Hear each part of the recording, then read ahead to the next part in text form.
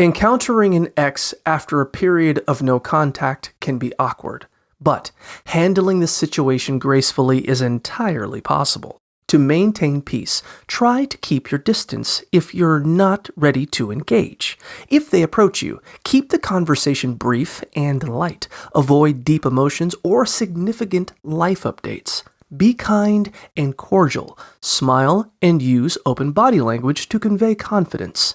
If the conversation becomes tense, light humor can help ease the mood. Remember to protect your boundaries by continuing your no-contact timeline and avoid contact with an abusive ex.